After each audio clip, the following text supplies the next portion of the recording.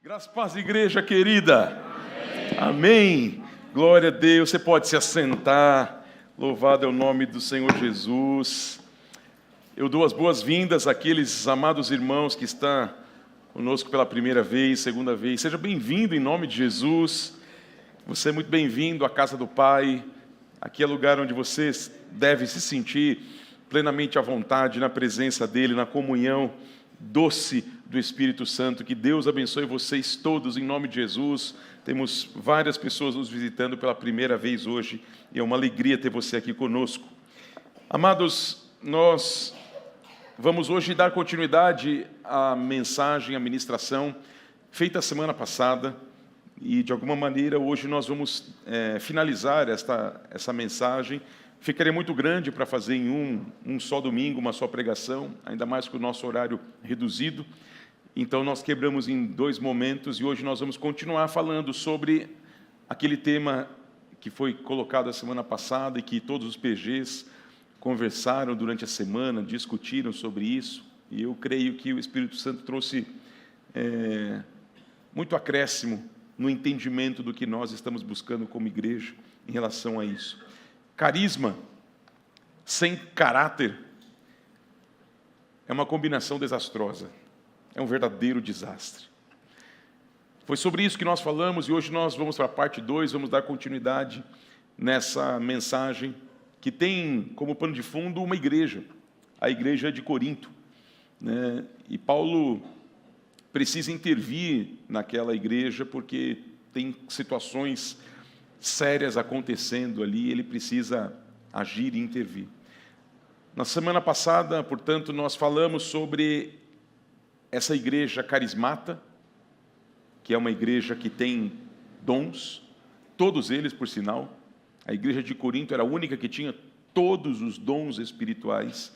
O apóstolo Paulo destaca isso logo nos primeiros versos do capítulo, mas ela tinha deformidade de um caráter amadurecido, de um caráter cristão de fato, como deveria ser. E essa combinação de carisma sem caráter, ela é trágica, ela é desastrosa, e é tudo o que nós não queremos para a nossa igreja. Então, quando eu falo sobre isso, não é para nós ficarmos com receio dos dons, né? Não é melhor não buscar isso, porque na verdade isso é secundário, a Bíblia não ensina isso. Não é assim que Paulo trata o problema de Corinto. Ele não diz, olha, esqueçam dessa bobagem, parem com isso, vamos focar aqui no que importa, vocês precisam se converter. Ele não disse isso. Ele instruiu, né, os coríntios sobre essa questão.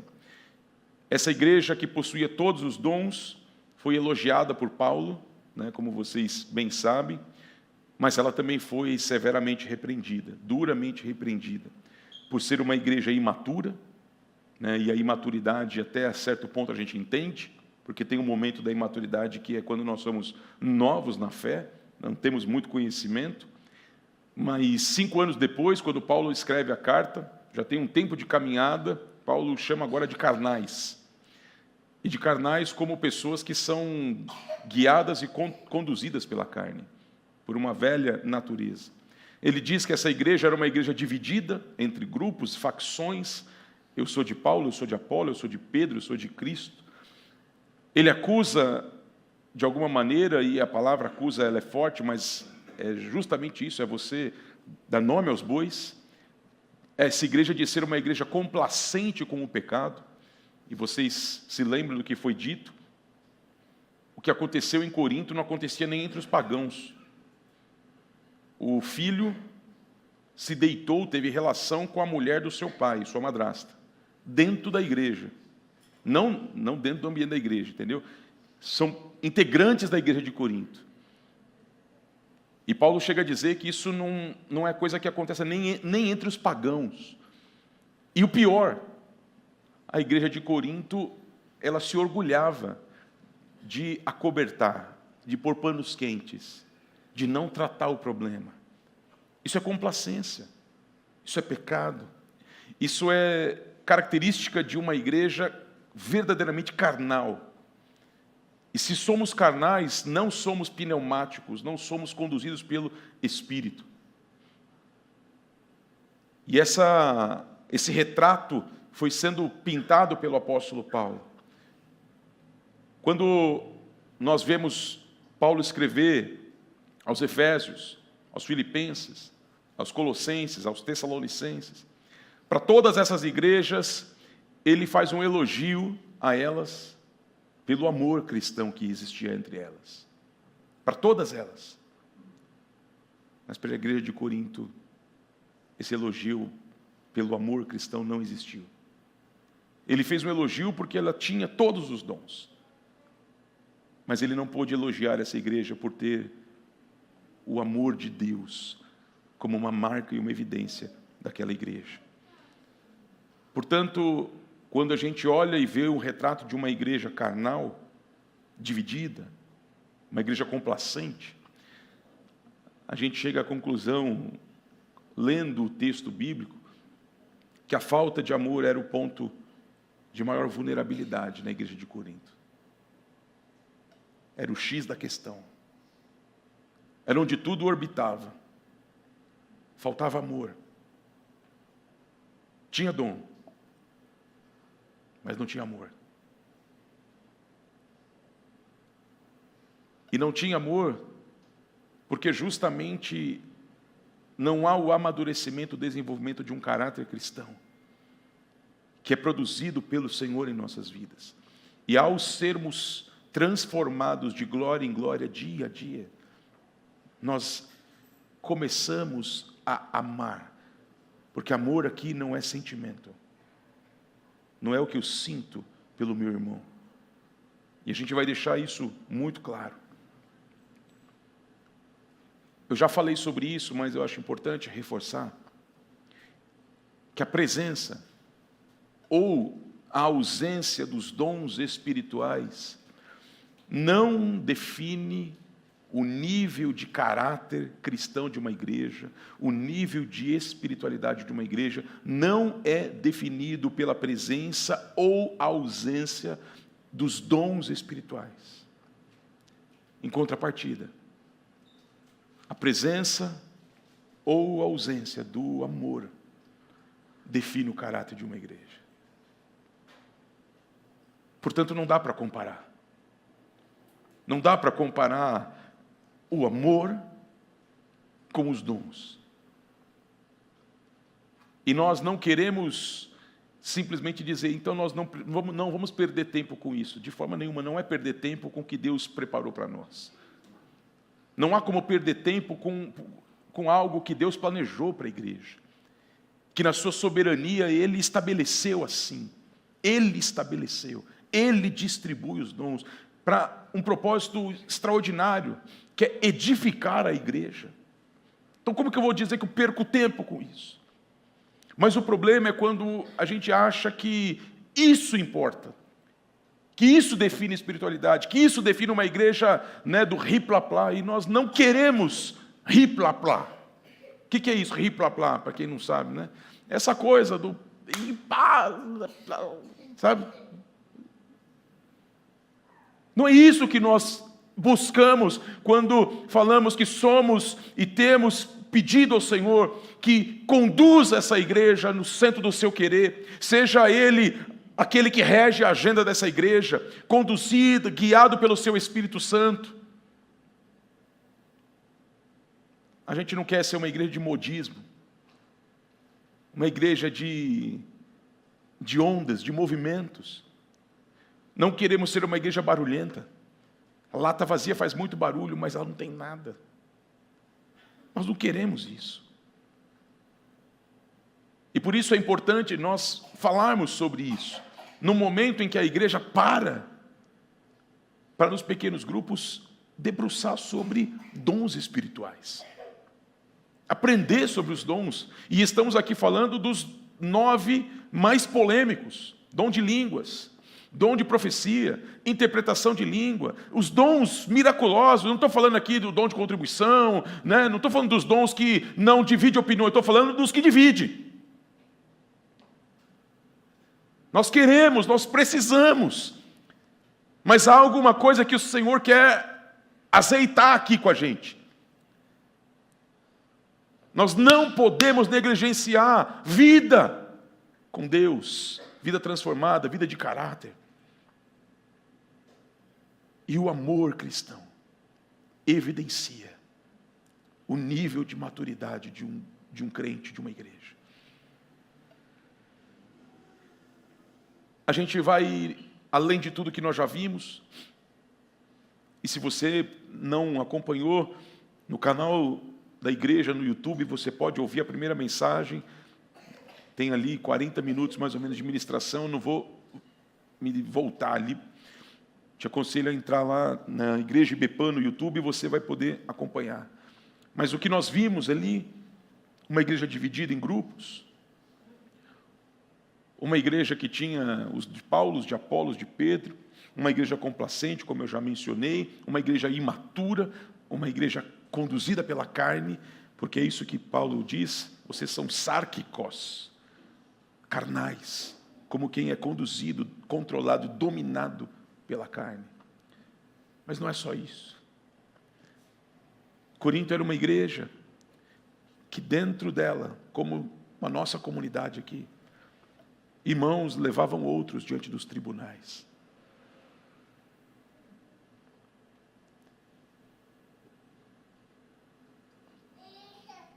A falta de amor era tão crônica na igreja de Corinto, que irmãos ali da mesma comunidade processavam o outro, ao invés de resolver as questões dentro da igreja.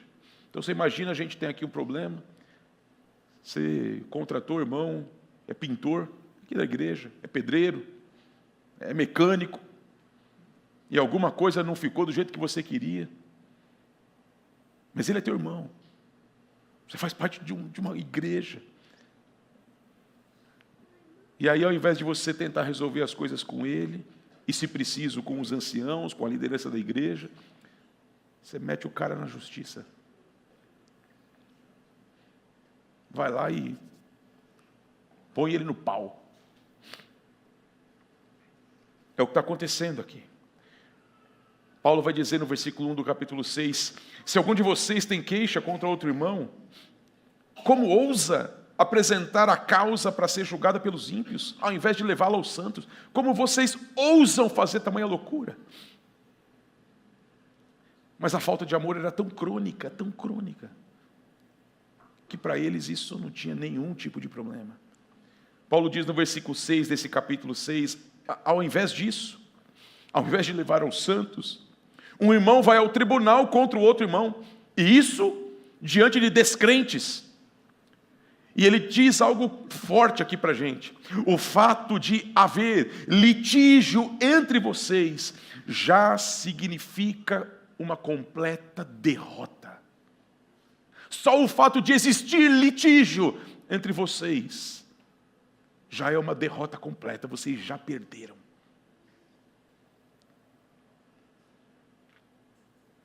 E ele pergunta, por que não prefere sofrer a injustiça? Por que não prefere sofrer o prejuízo? É claro que alguém vai sofrer o prejuízo aqui, claro.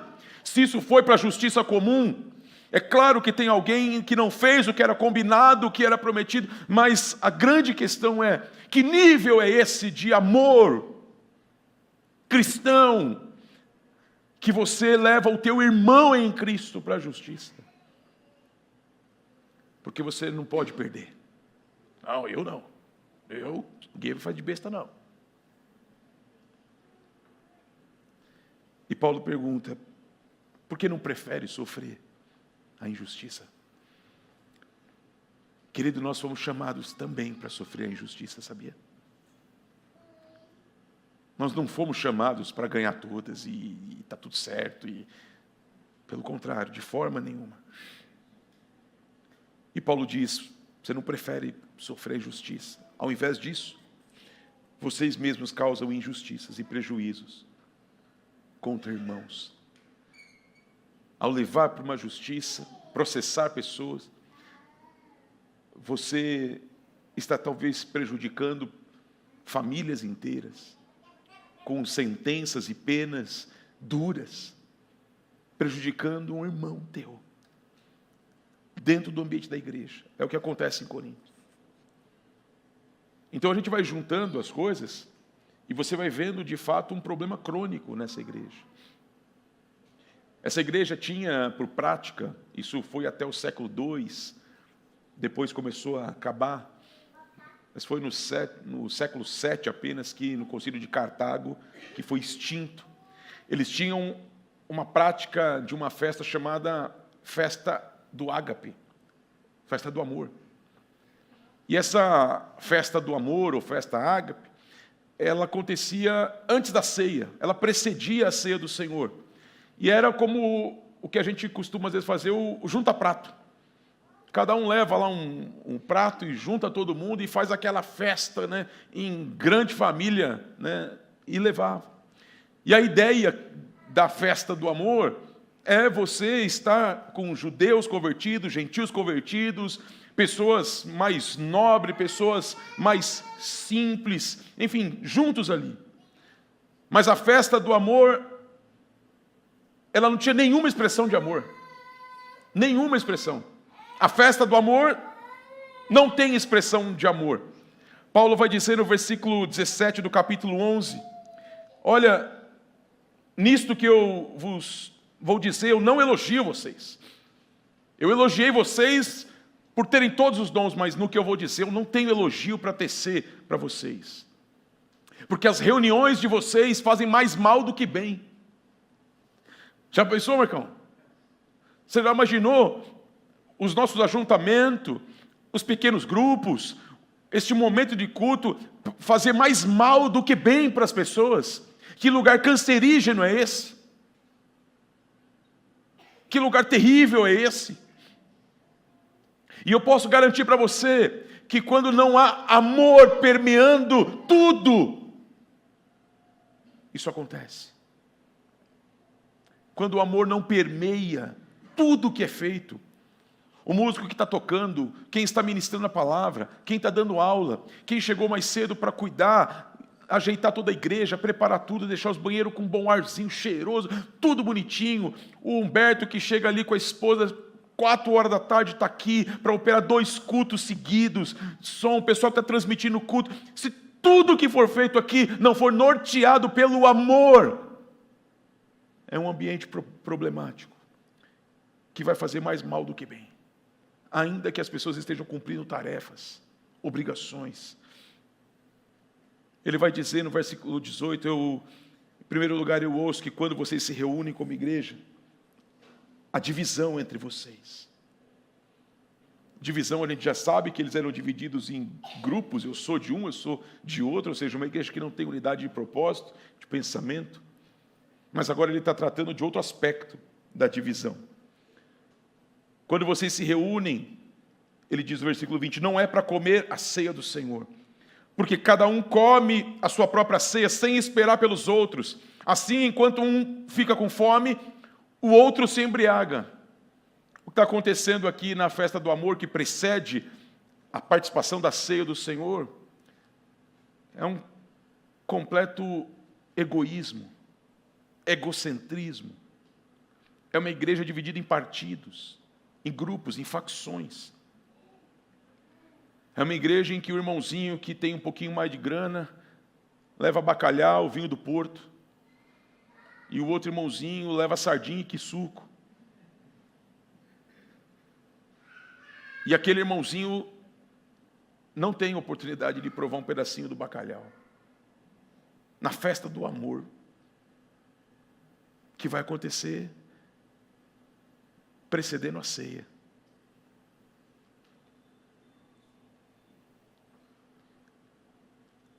E a igreja tem todos os dons, é carismata, mas ela não tem amor. Falta caráter, falta uma vida transformada. Ele vai dizer, será que vocês não têm casa onde comer e beber? Ou vocês desprezam a igreja de Deus e humilham os que nada têm? A gente é de uma igreja simples, pequena, na periferia de São Paulo, mas há realidades distintas aqui entre nós. há pessoas que têm o seu próprio negócio, há pessoas que têm um bom emprego, que têm uma renda aceitável, que dá um padrão de vida. Mas tem pessoas da nossa comunidade que trabalham por um salário mínimo. Por um salário. E ela faz parte da igreja como você, como eu. E o que não pode existir numa igreja é o que existia em Corinto. Uma igreja que segrega, que separa, que não permite. Isso é um autoexame que as Escrituras nos convidam a fazer, como nós vivemos em comunidade. Até quando você vai saber o nome de 6 pessoas aqui? Meia dúzia de pessoas. Até quando? Até quando você vai conhecer, né, uma pessoa que te apresentou, o outro, só? E você se conforma de entrar e sair, entrar e sair. Você não quer saber nem o nome. Se você não quer saber o nome, o que dirá a condição da pessoa, o que ela precisa, como está. Isso não é problema meu, é a igreja que tem que cuidar. Eu dou lá meu dízimo, é a igreja que cuida.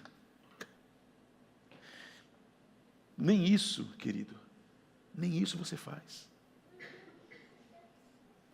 Nem isso.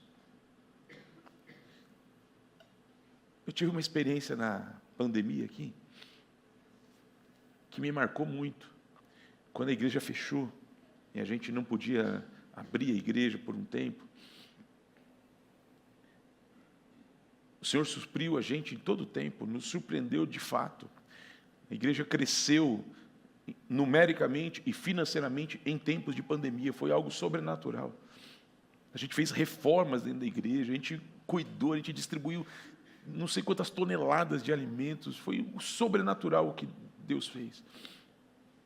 Mas o que mais me surpreendia era ver algumas pessoas que tinham uma fidelidade com Deus na sua contribuição, que ela fazia questão de vir, ela batia, tocava o interfone, vinha na igreja para entregar a contribuição dela, sem ter culto ali, com uma fidelidade assim absurda, e eu às vezes ficava constrangido, porque nós fizemos períodos de plantão, de atendimento aqui, então às vezes a gente estava aqui quando a pessoa vinha, e ela vinha às vezes no sol, gente de idade, que ganha pouco, gasta quase tudo com medicamento, e outros tantos. Está captando bem aqui.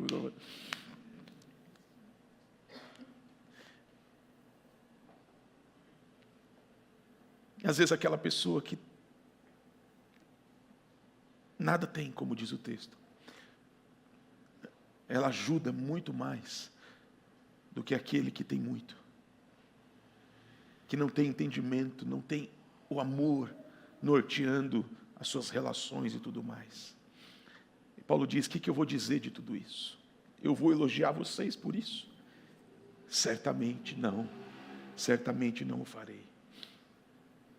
Uma igreja com sérios problemas, uma igreja que tem um problema de falta de amor, irmãos levando o outro diante dos tribunais, uma igreja que tem uma prática de celebrar uma festa do amor, mas que não tem amor na festa, é uma coisa esquisita. E é neste contexto dessa igreja, e Paulo instruindo eles sobre os dons. Não há nenhum outro escrito que trabalhe mais os dons espirituais do que 1 Coríntios, nenhum. Então, você quer conhecer sobre os dons? Leia Coríntios, leia 1, leia 2, leia 10 vezes. E o Espírito Santo vai trazer luz ao teu coração, à tua mente, vai iluminar a tua mente, vai tirar mentiras. Eu aprendi assim, o pastor lá falava assim, e não sei o quê. Ou então a referência que você tem lá da igreja, da garagem, da vizinha, lá que é não sei o quê. E aí a gente acaba achando que é aquilo que nós estamos falando quando falamos de buscarmos os dons espirituais, de sermos uma igreja viva. E definitivamente não é. Nesse contexto em que ele está trabalhando sobre dons, ele vai dizer que todos nós somos membros de um só corpo. Neste contexto de uma igreja que um se acha melhor do que o outro, um é mais importante do que o outro, né? Um é preterido em detrimento do outro, Paulo vai trabalhar a noção de corpo.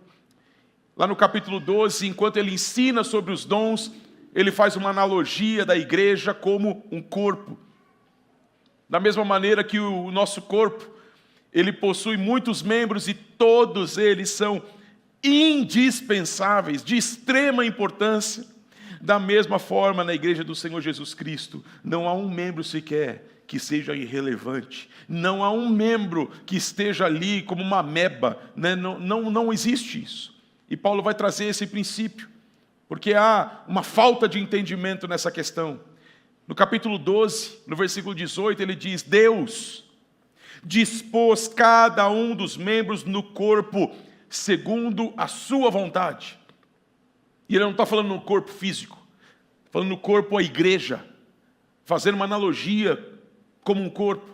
Deus dispôs, Ele colocou cada membro no seu devido lugar, Ele fez a disposição, segundo a sua vontade. Se todos fossem um só membro, não teria corpo. Onde estaria o corpo? Ele pergunta. Assim, há muitos membros, mas há um só corpo. O olho não pode dizer à mão, eu não preciso de você, nem a cabeça dizer ao pé, não preciso de você. No versículo 24 ele diz: mas Deus estruturou o corpo, dando maior honra aos membros que dele tinham falta, a fim de que não haja divisão no corpo, mas sim que todos os membros tenham igual cuidado uns pelos outros. Você cuida mais de que parte? Qual membro que você cuida mais do teu corpo? De todos, querido. A gente lava até os lugares mais inapropriados. Porque se der problema ali, você vai ter sérios problemas. Tenta não cuidar do teu pé. Ninguém vê. Imagina, pé. Quem que vai ver pé? Dedo. Imagina, irrelevante. Não cuida. Deixa molhado. Fica com uma bota molhada. E você vai ver homens valentes sucumbindo porque não conseguem mais andar. Não há partes do nosso corpo que seja menos importante. Não existe isso. E Paulo está trazendo este ensinamento para uma igreja dividida em grupos, em ideias, em visões. Eu sou de Paulo, eu sou de Apolo, eu sou de Cristo, eu sou de Pedro. E ele diz que isso não pode existir. Quando um membro sofre, Paulo diz, todos os outros sofrem com ele. Quando um membro do corpo sofre, todos sofrem. Não dá para dizer, eu não estou super bem. Só minha perna direita aqui não está legal, mas eu estou super bem, não tem problema nenhum. Porque minha perna e o resto não dá. Se minha perna não estiver bem, se meu pé não estiver bem, se o meu dedinho estiver com problema, o meu corpo vai sentir. Porque as coisas não estão desconectadas. É sobre isso que Paulo está dizendo. E ele diz, quando um membro é honrado, todos os outros se alegram com ele. Quando um membro sofre, todos sofrem com ele. Mas quando um membro do corpo é honrado, não há inveja, não há disputa. Há alegria. Todos se alegram com ele. Por quê? Porque nós somos um corpo. E um corpo é composto de vários membros. E a gente tem um cabeça, e esse cabeça é Cristo. E Paulo precisa falar disso quando está falando de dons. Olha que coisa impressionante. Ele precisa fazer uma analogia de que nós somos membros de um só corpo, entre um ensinamento de dons espirituais. Isso é surpreendente. E entre o capítulo 12 e o capítulo 14, 2 capítulos que ele trata profundamente de dons, Depois de falar sobre todos nós sermos membros de um só corpo, ele vai dizer para aquela igreja, ele vai escrever dizendo: olha, eu passo a apresentar a vocês um caminho sobremodo excelente. Os dons são lindos, vocês têm todos, é maravilhoso. Ele instrui, ele ensina como se mover, como fazer, o culto público, tudo mais. Há muita instrução bíblica. Mas Paulo diz, mas é um caminho que se você não trilhar, todos os dons vão ser perdidos. Eles não vão ser bênção. Eles vão ser maldição. Vão ser problema. E ele vai falar sobre um caminho sobremodo excelente. Para uma igreja imatura, carnal, dividida, complacente, competitiva, arrogante, orgulhosa. Só há um caminho para ela, para voltá-la para os trilhos e para que ela se arrependa e de fato produza vida ao invés de morte. E ele vai falar do caminho do amor. É assim que ele inaugura o capítulo 13, talvez um dos trechos bíblicos mais conhecidos. Poetas brasileiros já fizeram composições em cima do que diz 1 Coríntios 13. Só que muitas vezes ela está desconectada do todo. E o todo, e a mensagem, ela não é aleatória. 1 Coríntios 13 não é uma mensagem para casamentos apenas. Também serve para isso. Mas ela, em primeiro lugar, é uma mensagem para crentes, para uma igreja, para mim e para você. E tem um lugar onde esse ensinamento entra. E ele entra justamente entre o ensinamento dos dons. Porque vida comunitária sem amor, queridos, não tem nenhum valor. Vida comunitária sem amor não tem nenhum valor. Nenhum valor.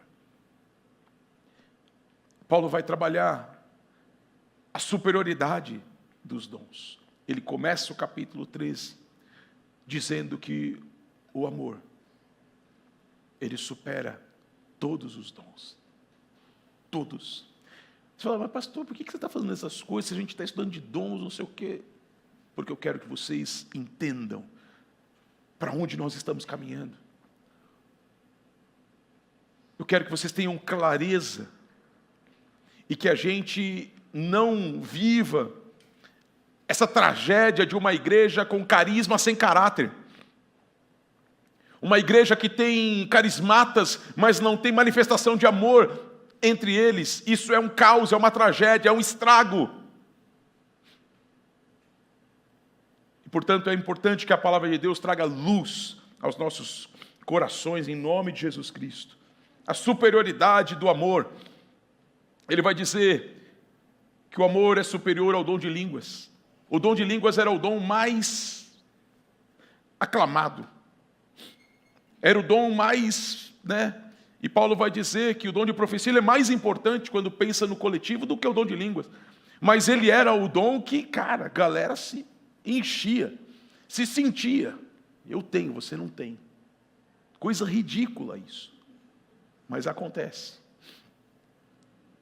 E Paulo vai dizer que o amor, ele é muito maior do que o dom de línguas.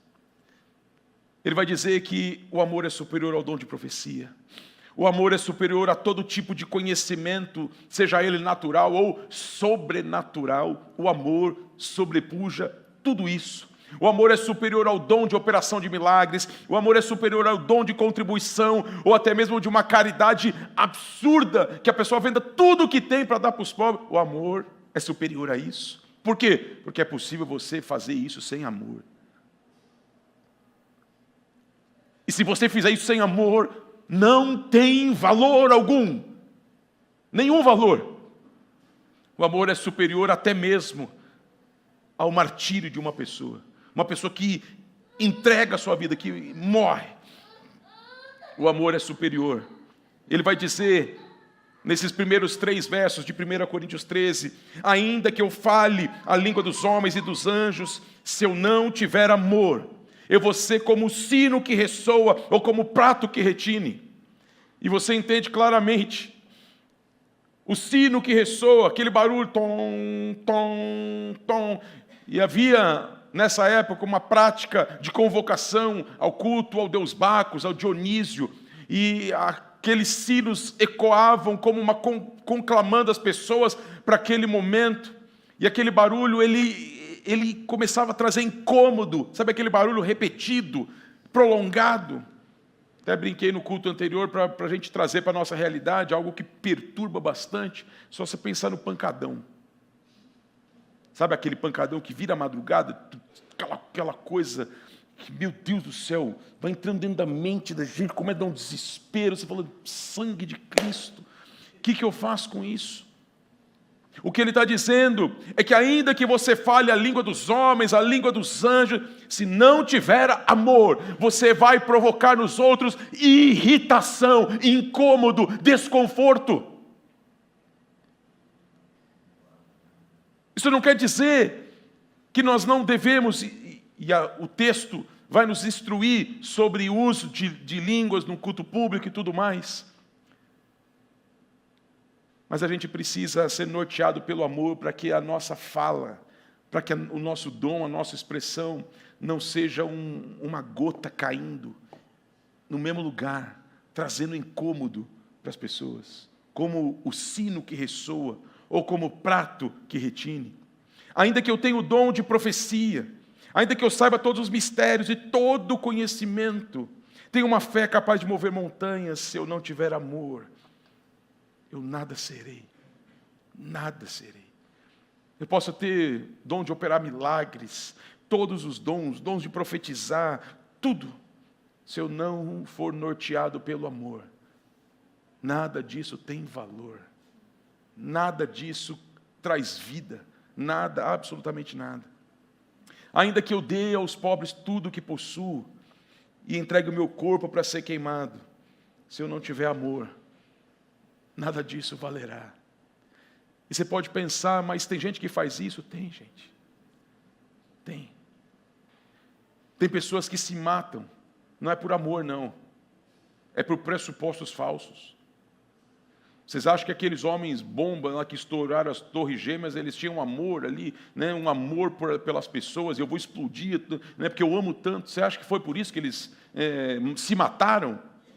Claro que não. Então as pessoas elas podem, inclusive, dar a sua própria vida por pressupostos falsos.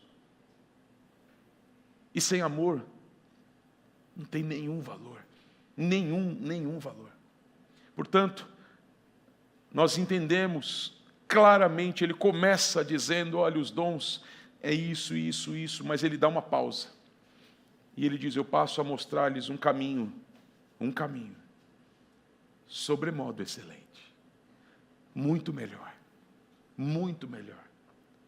Portanto, se nós queremos ser uma igreja que busca os dons, precisamos ser uma igreja que muito mais deseja profundamente, ardentemente o amor genuíno de Cristo, nas nossas relações, na nossa maneira de ser, no nosso trato com as pessoas, na nossa festa do amor, que nós não temos a prática, né? Mas nos nossos ajuntamentos. Quando você for chamar alguém para a tua casa, né? Não chame só aquelas pessoas que são parecidas com você, que gostam só de você, que pode também te chamar para ir na casa dela. Não faça isso, não. Lembre de pessoas que talvez nunca vão poder te oferecer o que você está oferecendo. Lembre delas. Lembre dessas pessoas, inclua elas na tua lista. Do contrário, qual a diferença na nossa vida, em detrimento ao que os pagãos fazem? Paulo vai falar sobre as virtudes do amor. Ele falou sobre a superioridade, a supremacia do amor, mas agora ele fala sobre as virtudes do amor. E ele apresenta as virtudes do amor em 3 blocos. Ele diz o que o amor é, o que o amor não é e o que o amor faz. Eu peço para o pessoal da música, pode vir à frente, eu estou terminando. O que o amor é, o que o amor não é e o que o amor faz. E ele vai dizer no versículo 4, esse texto é muito conhecido de todos nós. O amor é paciente. O amor é bondoso. O amor é. Ele diz daquilo que o amor é. E é interessante como ele começa apresentando as características do que o amor é. Cadê sentimento aqui? Onde está sentimento aqui? A ideia que nós temos é que eu preciso sentir alguma coisa. Não existe sentimento no amor ágape. Não existe. O amor é paciente. E há dois termos gregos para paciência: macrotúmia e hipomone. E o termo que é usado aqui é macrotúmia, que fala da paciência com pessoas. E o outro fala de paciência em circunstâncias adversas. O amor é paciente no convívio com pessoas. O amor espera. Ricardo, o amor sabe esperar. O amor é paciente. A gente não quer ir sem que todos possam ir com a gente. É claro que nós não vamos ficar parados, enquanto muitas pessoas definitivamente resistem ao mover de Deus, ao que Deus vai fazer. Mas ao menos nós estamos dizendo: vamos com a gente. Vem junto. Dá a mão aqui. Olha o que a palavra de Deus diz. Você não pode dizer: não quero, fica. Não se trata disso. O amor é paciente. Paciente com pessoas. Entende os limites, as dificuldades, a maneira de cada um reagir a umas circunstâncias. O amor é paciente. O amor é bondoso. O amor é bondoso. A bondade é uma característica de Deus. E se nós nascemos de novo, a nossa vida precisa ser marcada por atos de bondade. E não estou aqui falando de distribuir cesta básica, porque um monte de gente que não tem amor faz isso. Faz por salvação, faz por qualquer outra coisa. Não se trata disso. O amor é paciente e bondoso. Mas ele vai dizer daquilo que o amor não é. Ele diz: o amor não inveja. Não invejar significa dizer que o amor não deseja aquilo que ele não tem, porque ele é satisfeito com o que ele tem. Ele não deseja o que não tem, porque a inveja é isso. É você desejar algo do outro que você não tem. O amor não tem esse perfil. Ele não se vangloria, ele não se orgulha. Algumas versões dizem: não se ufana. E tem o sentido de aquilo que se infla, ufanar. O amor não se vangloria. Vanglória é literalmente isso, glória vã. E tantas pessoas de Corinto estavam vivendo isso, uma vã glória. Talvez contando: eu tenho 8 dons, e eu tenho esse, aquele, e você não tem. Porque quando diz que a igreja possui todos os dons, não quer dizer que todos da igreja tinham dons. Uma coisa é todos os dons estarem mapeados dentro daquela igreja. Outra coisa é você afirmar que todas as pessoas têm dom. Mas existiam aqueles que estavam se achando a última minalba do deserto. E humilhavam,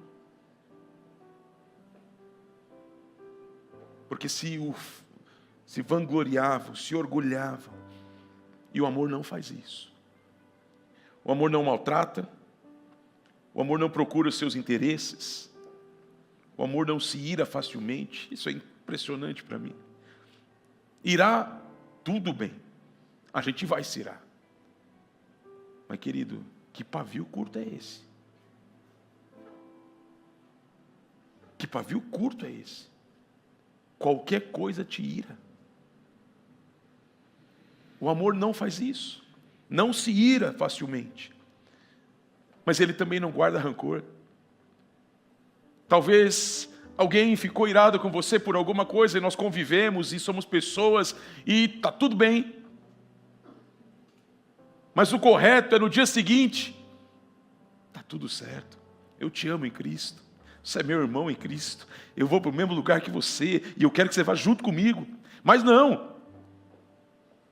Quando nós não somos guiados pelo amor, nós guardamos rancor das pessoas e vivemos com rancor e carregamos o rancor com a gente. E por isso tantas pessoas não têm uma expressão leve, mas são pessoas carrancudas, sisudas, fechadas. Isso não tem definitivamente a cara de Deus. O amor não se alegra com a injustiça. Pelo contrário, ele se alegra com a verdade. O amor não suporta isso. Se vocês quiserem tocar, pode tocar, fica à vontade. O amor não se alegra com a injustiça. Ele se alegra com a verdade, gente. Não com a injustiça. Uma igreja que o irmão leva o outro para o tribunal.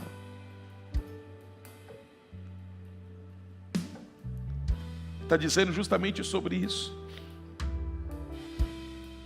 O amor não aceita isso. Porque o amor é o que o amor faz. Tudo sofre, tudo crê, tudo espera, tudo suporta, tudo crê, tudo sofre, tudo espera, tudo suporta. Eu espero que esse amor seja uma realidade nas nossas vidas. Porque é a partir dele que os dons vão ser bênção e não maldição. É a partir de atos de bondade, de verdade, norteados por amor. Ações norteadas por amor e não pelo que vão ver.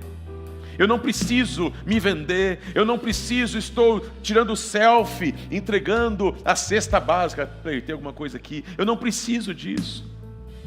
Eu não preciso me autopromover, eu não preciso fazer com que as pessoas vejam e falem: nossa, que lindo, olha, você foi distribuir sopa, você foi entregar cesta básica, porque talvez não é o amor que está te norteando, mas é justamente a visibilidade que aquilo pode estar dando para você.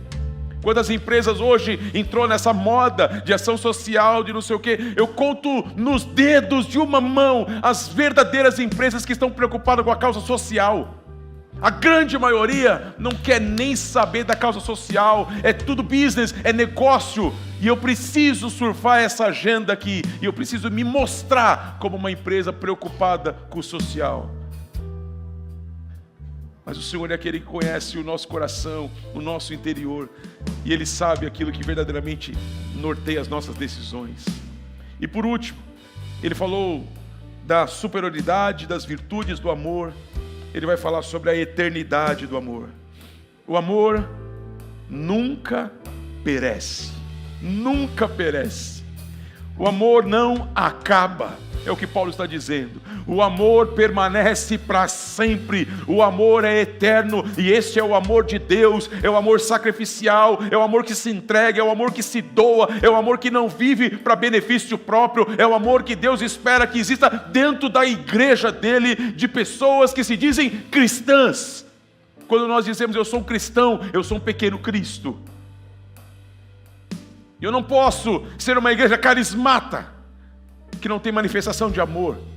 Uma igreja em que um enche o bucho, a ponto até de se embriagar com tanto vinho do porto, e o outro passa fome.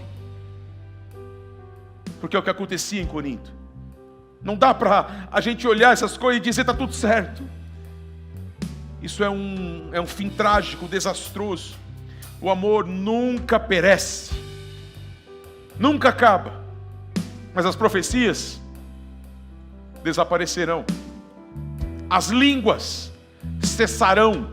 Para os cessacionistas já cessaram, né? Lá naquele tempo já estava cessando para ele. Mas a Bíblia não diz isso. Cessarão. Juntamente quando as profecias vão acabar. O conhecimento vai passar. Os grandes teólogos que gostam de discutir a teologia e debater e entrar aqui e defende mais a teologia do que as escrituras, do que a vida de amor, defende tudo isso. Vai passar. Porque no céu você não precisa de teologia. Você não precisa de conhecimento. Você não precisa de profecia, você não precisa de língua, nada disso. E ele diz, porque em parte conhecemos e em parte profetizamos. Paulo reconhece que nós conhecemos limitado. E o que nós profetizamos também em parte é limitado. Mas quando vier o que é perfeito, o que é imperfeito desaparecerá. Agora, pois, nós vemos apenas um reflexo obscuro, como um espelho, mas então o veremos face a face. O espelho dos dias de Paulo não era como o nosso, que nós vemos quase com perfeição. Você via ali uma pessoa, uma imagem, mas você não via definições, traços, era algo muito precário. E Paulo usa a figura do espelho para ilustrar aqui. Agora nós vemos, mas não vemos direito. Vemos como que por um espelho, mas um dia nós o veremos face a face. Agora conhecemos em parte, mas então conhecerei ele plenamente, da mesma forma que sou por ele conhecido, diz o apóstolo Paulo. E ele termina, antes de voltar a falar dos dons, dizendo, agora permanecem essas três coisas: a fé, a esperança e o amor. Mas a maior delas é o amor. O amor não acaba, o amor não cessa, o amor não termina. Se você dá aula sem amor, você é miserável. Se você prega sem amor, você é miserável. Se você toca sem amor, você é miserável. Se você toca porque gosta de tocar, você é miserável e a tua música não abençoa ninguém. Se você faz o que você faz no corpo de Cristo, sem ser norteado pelo amor, você não está abençoando as pessoas. A igreja de Corinto viveu essa dinâmica. E Paulo precisou intervir, trazer conselho sobre os dons, sobre tantas coisas, e corrigi-los acerca de coisas sérias que eles precisavam ser corrigidos. Talvez de todas as que nós falamos, a principal, uma igreja que precisava ter mais amor de casal. Uma igreja que ama mais, de verdade. E eu quero terminar dizendo para você que nós vamos continuar pedindo, Senhor, enche-nos dos dons. Nós queremos declarar, não na letra da música, curou enfermos e ainda cura, e ainda cura, e ver a cura, ver a cura, ver o sobrenatural acontecendo, ver as manifestações de Deus fluindo no nosso meio, as vidas sendo transformadas, os milagres acontecendo, as pessoas tendo sua vida mudada por completo, tendo um encontro real com Cristo. Mas acima de tudo, nós precisamos ser uma igreja que tem caráter, e uma igreja que tem caráter certamente é uma igreja que vai manifestar o bom perfume de Cristo. E esse bom perfume de Cristo não é um cheiro, mas é o amor dele, o amor nas relações, o amor no trato, o amor no contato, o amor com os visitantes, o amor com quem chega, o amor com os mais jovens, o amor com os mais velhos, o amor com os mais débeis, o amor com os mais, impulsionados, porque vale para tudo. Não é só para você que fica, tem que me entender, tem que me respeitar, porque eu não gosto disso, eu não gosto de não sei o quê. Não, você faz parte da igreja também, você também tem que respeitar o outro. Você também tem que olhar para o que Deus está fazendo e falar, é verdade. E se a gente parar com essa de eu estou certo, nós vamos pensar no coletivo. Nós vamos ser menos competitivo e mais cooperativo. E a gente vai caminhar na mesma visão, na mesma direção, no mesmo propósito. É o que eu desejo para nós, em nome de Jesus. Vamos ficar de pé? Amém. Vamos louvar a Jesus. Glória a Deus.